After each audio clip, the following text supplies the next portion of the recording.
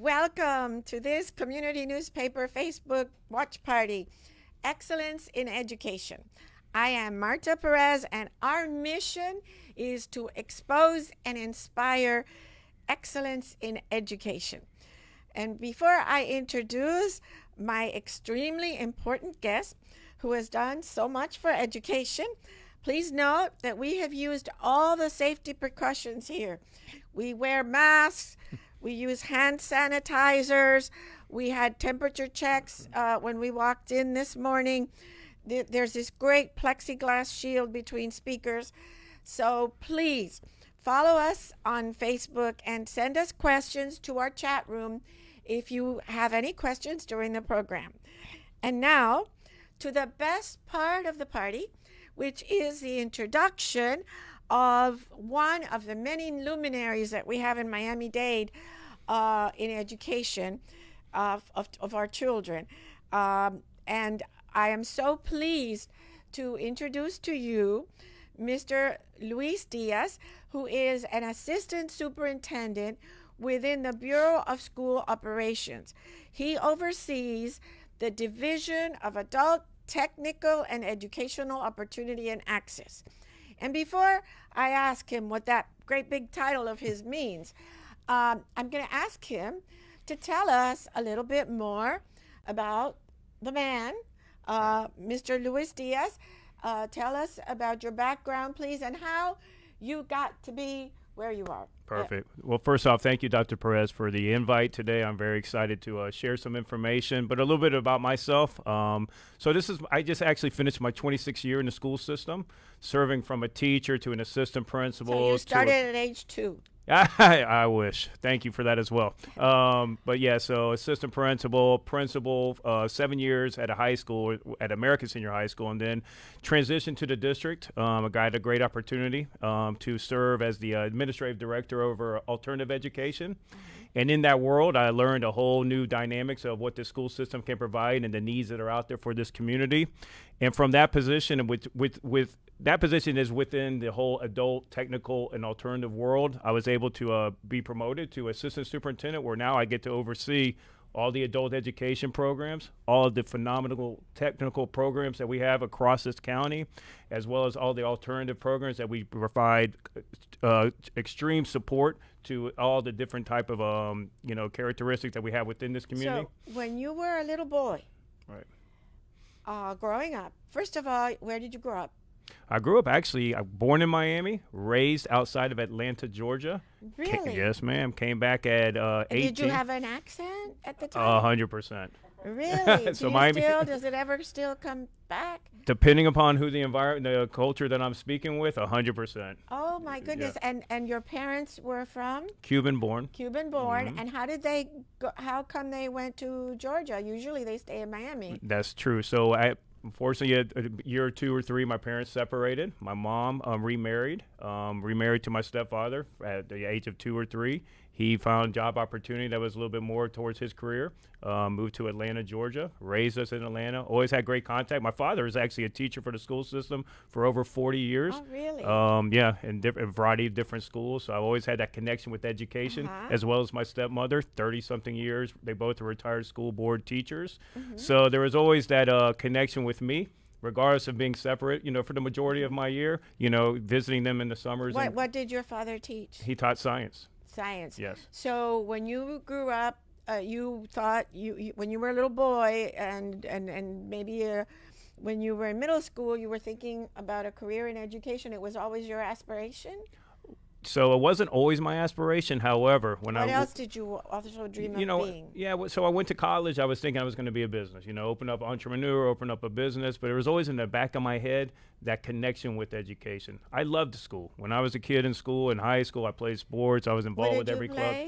I played football. I played basketball. I played tennis.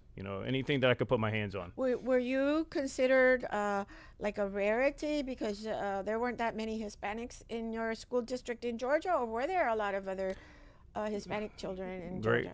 I love that question. So I grew up in Marietta, Georgia. Went to Marietta Middle School, Marietta High School. I believe the only two families that were of a Hispanic last names were the Diaz and the Los Reyes. So me and my sister were the two Hispanics, so the Diaz, and then the Los Reyes family were the other two. Everybody else, it was a very it was a great cultural upbringing, but in reality, if you had 30 seats in a classroom, 15 were white, 13 were black, and then there was the two Hispanics within. And did you ever feel that there was prejudice or anything like that, or did you feel welcomed in the community? So growing up there from kindergarten all the way through, you kind of were just meshed within. However, when there were times, Dr. Perez, to be honest, there was 5 brothers and sisters when that I grew up with. There were times that unfortunately the brothers had to stand up for the sisters just because of stupidities that would take place. Okay, yeah. Well, that's very, Right. very interesting. How did you get back here? So my parents relocated back to Miami. My mom did when I was finishing high school. So I went to college at Florida State. Where did you graduate high school then? In Marietta High School. You're Yeah. okay. Yeah. So when I came back to went to college. Where did you go to college? Florida State University. Okay. Yeah. So my mom, they were here back in Miami. I would visit during the breaks, visit in the summer. When you grow up away from an ocean.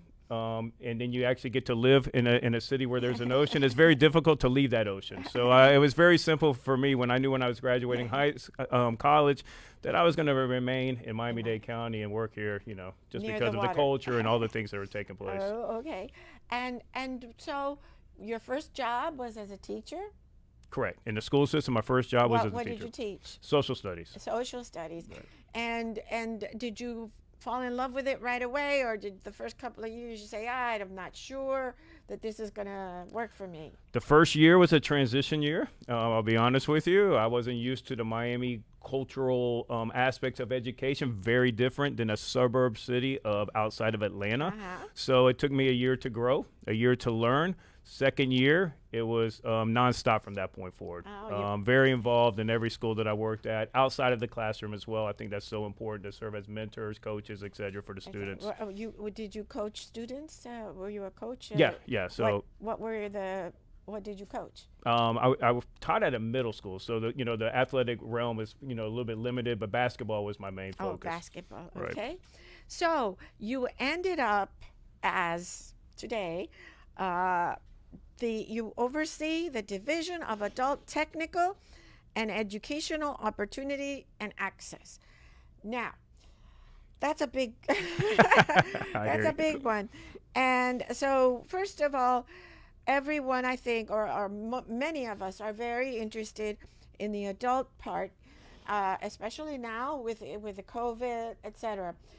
One of the things that I saw on one of your websites is the GED. Right.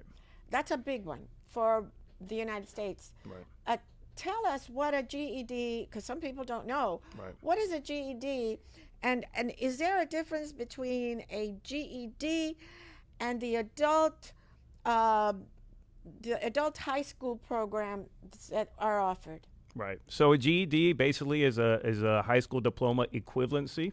Allows you to enter into some colleges and universities, but not all. So who would be the student? Who is a typical student who you encourage to become to take that course? So anybody of the age 16 or older is able to pursue a GED. Many cases, we have students that come to this country at an older age, right? So it's very limited in the sense of language capacity, or as well as credits, high school credits, as well as there's a lot of community members that possibly during their time of high school, there was a lot of lifetime scenarios that were taking place that were overwhelming, right? So it's GED in many cases is a second chance opportunity for community members that were not able for whatever reason to finish their high school at the high school age to come back, complete, and pursue a career. That GED allows you to go to universities, as I mentioned. It's a prereq for many of the colleges and universities within this state of Florida. It allows you to enter the military in many cases. How many courses do you have to take to get a GED degree? There's 4 subject areas. So it's your regular core subject areas in which you have to pass. What are they? Your your mathematics, your science, your social studies, as well as your language arts. Okay. The state of Florida actually recognizes, which is a positive for the city of Miami, Spanish and English GED opportunities. Right. So, The exam, they could take the exam in either case. yes, either way. ma'am.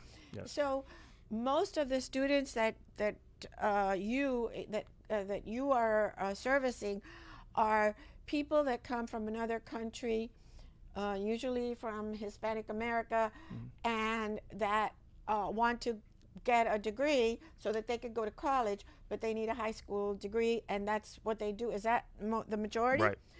Yes. Many years ago, it used to be like in the prehistoric times, young ladies that wanted to get married and then had not finished their high school, they'd go back and then get the GED. That was more. The GED was that kind of a degree, but now it seems like that we have more of those. How many of our students that were in high school, and I don't mean a number, but is there a large amount that were in high school but said high school's not for me, and then went and got a GED at night? Usually GED are at night, right? So we actually opened up a lot of our programs to emulate the daytime environment. So first off, there's not that many that actually drop out of high school or choose the GED. That does not take place for many reasons, and a lot of it has to do with the school accountability reasons. Okay, however, there are a large population that are recent arrivals to this country. Recent arrivals, 17 years old, come from recently. It's more from the Central American nations that come to this country without any type of high school credits that are receivable, and they have that language barrier, right? So at 17 years old, understanding what the high school graduation requirements are, 24 credits plus passing an English exam, an ELA, as well as an Algebra 1, that's very difficult for someone that does not know the language of English, right? Yes. So many cases, taking the GED route, which we provide, is more of a simplified. Easier. Yeah, exactly. It's a simplified process for them. So when you said the school accountability, tell us a little bit about what the problem is with that and the accountability. Well, depending on, I guess, your mindset. Years ago, I want to say, I can't remember exactly the year, but possibly 2012, school grades have been here for a while, right? And one part of the school grades are dropout rates. For whatever reason, the state decided, which is still held strong, if a student withdraws from the irregular K-12 environment and enters into one of the adult ed programs, that is considered a negative on a high school's graduation rate. And there's no we discourage that. And what is the reason we discourage that? It's not a discouragement. The issue is that as a high school, you definitely want to maintain all of the students that are part of your graduation cohort and make sure they're successful. Is there a truth to saying that if the GED is easier, go the GED route than going to the high school and having to take the test for algebra? You have to pass Algebra 1, right? Most definitely. Yeah, because the people don't understand that sometimes things we want to move in education, especially in educational excellence, to more advanced degrees in specifically in math, because whereas students have to take Algebra 1 and geometry, they don't have to pass the geometry. They have to take it, but they don't have to pass the final exam, correct? Is that right? Correct? So for a graduation requirement, the GOC end of course exam is not a mandate to pass. They have to pass the course of geometry, which that is 30% of the course grade. However, they don't have to pass the exam. The two graduation requirements for the state of Florida are 10th grade ELA and the Algebra 1 end of course exam. Yes. So it could be that some people think that GED is easier. Is that something you So I've never been a student in the GED, but I will tell you that the GED only focuses on four core subject areas, right? So you can focus strenuously on four core subject areas for a lengthy period of time. Okay. All right. Well, it's all very interesting, and I hope that our viewers, if they know someone who could use the services of our adult education and get a GED and do something more with their lives. I hope that they take that opportunity. Yes. The other aspect that you oversee that is very, very, very important and interesting too is the community schools. And tell us everything about it. So when we speak of community schools, we're talking about there's a variety, and I think a lot of times people mix the wording of community schools and what that per se is. So what I oversee outside of the adult education setting, the work locations and the technical college programs, I also oversee community school programs, which a lot of cases is your before and after care programs, right? That take place at a variety of elementary, middle, and a little bit of not really seniors. Seniors have after school programs, but not through community school. So basically, these are just different programs that more or less support students that are, for tutorial services, physical exercise, different type of basically a babysitting. Well, not babysitting because I won't consider babysitting because babysitting would be sitting on a laying and taking a nap possibly. Okay, But no, these are synchronized, strategic. Lesson planned after school daycares, as long as feeding, there's a whole dynamics basically. Parents have to work, right? Absolutely. And a lot of parents don't have to get out till 6 So o'clock. now with the COVID, the community schools, Mm-hmm. how have they changed, and what kinds of offerings are there now? So every single one of the 133 schools that actually provide an aftercare program, their principal run programs are open. We opened up. Now, don't get me wrong, like everybody else, we go through all the CDC guidelines, the safety protocols. There's actually limitations of seating within each of the classrooms, right? It used to be a 1 to 25. Now it's a 1 to 12. These are guidelines that we don't create. They're based off of the mayor's order, as well as through mandated through the DCF is kind of like the governing party over all of the aftercare programs. So, the same dynamics of program offerings are available, however, with all the safety protocols that we're doing during the day. I mean, at school sites. So we follow all that. Now, if there were an adult, of course, COVID now, everything is different. But in the regular times, if there is an adult that would like, to take a course in basket weaving or something like that, what are the opportunities available in Miami-Dade? So every year we apply for a grant, and we've received for the last 13 or 14 years the Adults with Disability Grant. It's a grant that's provided through the Department of Rehab and Vocational through the state of Florida. It's about $1.2 million that we receive. But only people with disabilities can... Well, the disability is a very catchy word.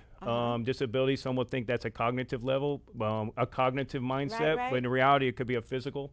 But if a person is okay and has no physical or mental problems, they cannot take these classes that you're offering, correct? It's all about the main steering point of them being able to take or not is age. Age? Age, 100%, because this So is what's adults. the age? Well, they consider 55 and older, I think, is the minimum. So if you're 55 or Or older, older, you've got correct. some disability, right? Yeah, there's no disability, but there is always a cutoff in everything in life, correct? And they can, and what kinds of classes do you offer? So we actually have partnerships with 80 different community-based organizations, and that classes actually take place in those centers, right? In those So, centers. so there's for accommodation reasons, right? They're closer to them. Many of them live in living facilities, Yes, sir. elderly facilities, or even city government entities like rec centers, that they bus them in. So there's anything from sewing, from music, learning the language of English. Computer-based skills is a big one, right? We're all technology-driven, so a lot of the elderly did not have that upbringing. So now they're getting great. acclimated. But are you able to do anything now with the COVID? Are you able to provide those classes? Because many of those senior centers are closed, or that area is not operated. Dependent upon the center. To be honest with you, when they tell us that they want to open, we provide the services over there. So right now we have out of And the and eight. if someone wants to teach that, how the teachers that you have, how Right. do you come by those teachers? Because there's 9 different of our work locations that run these programs, so they hire the teachers. So basically, let's So say the for teacher does not have to be a certified teacher. No, Not- they not just a have to have a background a check. background in that music, someone that's certified in, that has a background in history of music, they have some type of resume that says that they've actually played in a band or they've actually participated in whatever it might be. But yeah, Right. you don't have to go 4 years of a degree and come in and teach sewing. But in the so these are programs that you put in the centers that you go to basically the seniors and provide the education, which I think is so important because especially now with the COVID, so many senior adults are just living in isolation and so lonely, and anything you can do, and particularly helping with computer skills that will help them so much. I think that those are just wonderful. Anyone who's working in those programs, I think, are angels. But for example, in the old days, there would be in the high schools you could take a class. And it could be it could be you could take your kids to a magic class, for example. Do we have those kinds of programs anymore? Inside the high schools or? Oh, at night, the night schools. Yeah. So, I mean, not a magic class, I would say. All of our programs that run through adult ed or through technical are on the state directory. We just can't create something out of the, the top But it of our could hat. not just be something for fun. It would be through one of these like this adult with disability. Yes. Those type programs are not a state course. They're basically, I hate to say it, almost like hobby type scenarios. Yes, no, that's great. Yeah, yes. yeah, most definitely. Yes. The way that it usually works is that a living entity that's near the school will come to us and say, listen, I have 40 or so elders that work in this, that live in this, and they want to learn how to do yoga, for that, whatever it might be. So then we'll try to find a yoga instructor to go there and provide that service to them, daily. Now, we're almost running out of time, so I want to make sure that I ask you a few other questions. In the career and technical program, is there financial assistance for students? Because that's very important, because some people would love to be and go to school, but they also need to work. What is offered? So what's great about our technical colleges, which there's 7 of them, is they're accredited. So when tell us what programs you serve in those technical or off the bat. Okay, there's 70 plus, but in general nature, you have accounting, cosmetology, you have marine services, you have CDL, you have nursing, you have pharmacy tech, electrician. We have, I'm telling you, if there's a career tech program out there, we basically provide. Okay. Yeah. So going back to the financial aspect, which is I think what separates us from the rest, is that we are accredited, and with accreditation, there is mandates that you must do, and all of the 7 tech colleges get an accreditation process every 6 years. And part of that accreditation process, in order to fill, you have to make sure that 70 or plus of the students get jobs, that the courses are scrutinized and make sure that they're all on point. But that allows us to receive federal Pell Grant money. Okay, that Pell Grant money is utilized for the students that enter. Depending on their living status, they apply, and then the money determination is made based off of that. It's not a loan, and that's what I want to separate. Yes, it's that's not a a loan like you and I might have taken when we went to college. Yes. This is a grant. This is money that you do never, ever actually have to provide back. So I've heard, and tell me how that works, that, for example, I know a young man who enrolled in a program at Miami-Dade, at the English Center. Oh, perfect. And he gets money Right. to go to school. Right. Not only that, but I guess because of the fact that the classes that he's taking are not as expensive as the monies that are provided for him. Yes. How does that work? He gets money back. He gets paid to go to school. So we don't check. The check is his. Yes. I don't know. There's many cases. This is not the anomaly. This is actually a large population that receive more federal funding than actually it costs to go to the school, even for the books, etc. So the rest of the money is his money. Yep. I mean, there's no, how can I say? He can buy groceries with that funding. I mean, that's basically how it works. I know. I was surprised to hear that, but I know that that is such a driver of of people able to do that, and honestly, particularly many people who come from other parts, particularly from Hispanic America, when they come here, they figure I don't have to learn English, but they, in my opinion, they do. Yeah. There's just so many more resources that you can tap. I think English is still the number one language in this community, and if they're able to go to places like the to the English Center and learn how to speak English, that just makes them so much better rounded. Yeah. That I think that's a beautiful thing, and then get paid for it too. That's very encouraging. So, like at the English Center is one of our technical colleges. That student that just came over can also learn English, take ESOL classes, and then 2 hours later enter inside their child care program or their electrician program, and they're all in one facility. And that place is open 7 days a week. 7 days a week, I tell 6 you, in the morning until 10 at night. I know whoever does not learn English here in Miami-Dade is missing out on a lot, and is really not even trying, because there's so many opportunities, and also other languages as well. So I think our time is up. Okay. It flew by. Wow. I want to leave you, Mr. Diaz, with a last word. Okay. If you had to tell our community something, what would you say, particularly from the vantage point of your expertise? Yeah, so I mean, my world right now with adult and technical, 26 years of working in this school system, the first 24 are basically on the K-12 side. I have learned so much, and I see so much opportunity that is out there for this community. I promise you, if you want an enhanced life, we can provide that. I promise you, if you call 305-558-8000, 305-558-8000, somebody with experience will pick up the phone and direct you to where that opportunity lies. That I guarantee. I will. Thank you for that very positive message, and I hope everyone takes advantage of all the great information that you've given us and all the great services that you provide through your department. Thank you very much, and thank you all for listening to and viewing us on this Facebook Live Party, Excellence in Education. Thank you and goodbye.